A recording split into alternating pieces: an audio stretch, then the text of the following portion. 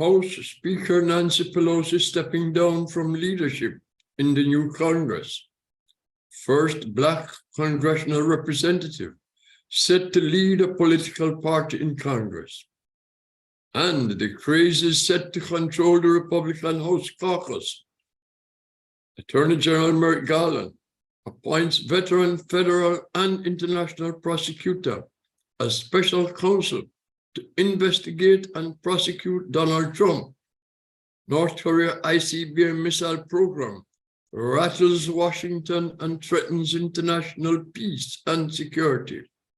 And gross violations of UN sanctions will go unpunished without Chinese and Russian cooperation. I am Ambassador Curtis Ward, and this is the Washington Report.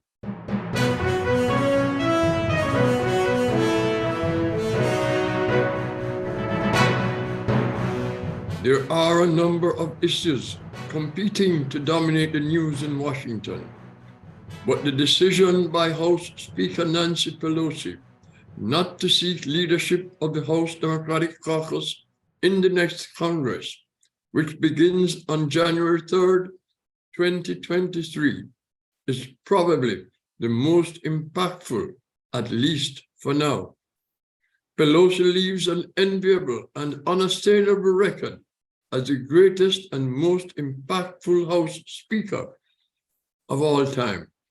She, along with the next two top leaders, Steny Hoyer, the current House Majority Leader, and Jim Clyburn, the current Majority Whip, are transitioning smoothly to a new team comprised of Representatives Hakeem Jeffries, Catherine Clark, and Pete Aguilar.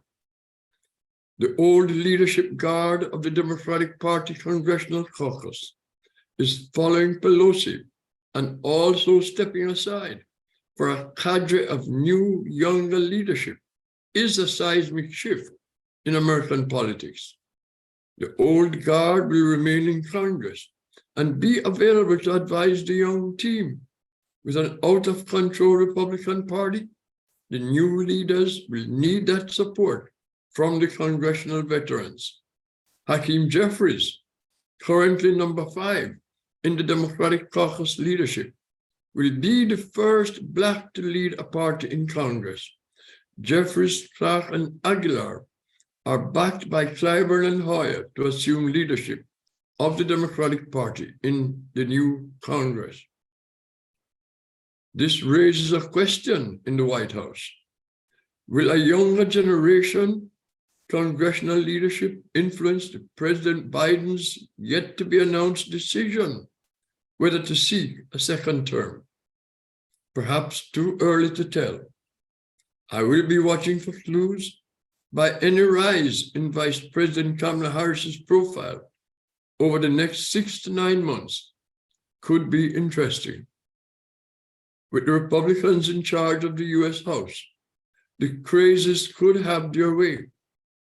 The objective is not to govern, but to make it as difficult as possible for the Biden administration to govern.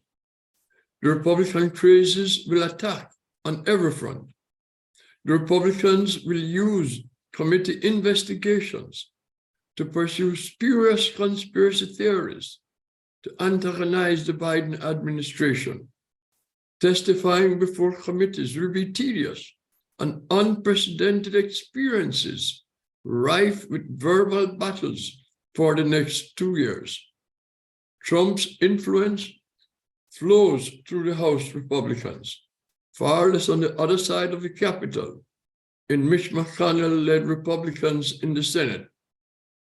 With the Republicans in charge, the legislative agenda in the House is essentially frozen for the next 2 years. The Republicans are already threatening U.S. support for Ukraine, and that's exactly what Russian President Vladimir Putin wants. Oh, what a dangerous and reckless game they play. Prosecution of Donald Trump took a new turn with Attorney General Merrick Garland appointing Jack Smith, a veteran federal and international prosecutor, as special counsel to pursue the investigations and prosecutions regarding Mar-a-Lago sensitive files and the January 6th conspiracy cases against Donald Trump. The special counsel will operate subject to Garland's oversight. The Attorney General acted to reduce accusations and political bias and conflict of interests should the special counsel recommend the prosecution of Trump. The issue of conflict of interest arose following Trump's announcement to seek the Republican nomination for president. The Attorney General being a member of President Biden's cabinet, the perception of conflict of interest becomes more pronounced with President Biden possibly seeking a second term. Republicans in the Congress are expected to do everything within their power to undermine the special counsel and protect Trump. But Garland is expected to ensure the special counsel is protected from Trump's acolytes in the Republican-controlled Congress. Big question. Will Trump be the first former president in American history to be prosecuted? That would be quite a resume. Already the first US president to be impeached twice. International issues, threat to international peace and security also dominate Washington conversations and Biden administration attention. North Korea's ICBM launch raises deep concerns in Washington and around the world. ICBM system development is a violation of UN sanctions imposed on North Korea with the acquiescence of China and Russia. But don't expect them to join in condemning Kim Jong-un or imposing and enforcing further sanctions against North Korea. Not only do these new ICBM systems threaten South Korea and Japan, but they pose grave danger to the US mainland. How will the US respond? The US will not allow North Korea to arm ICBMs with nuclear warheads that could reach the US mainland. A scenario where the US goes to war with North Korea is no longer far-fetched. China does not want a war on the Korean Peninsula and just might find it prudent to stop North Korea from crossing the line of no return. In addition to a possible 1 million refugees fleeing North Korea into China, the economic repercussions would be devastating. Both Japan and South Korea would also pursue nuclear arms development to respond to the threat from North Korea. That would be China's biggest nightmare.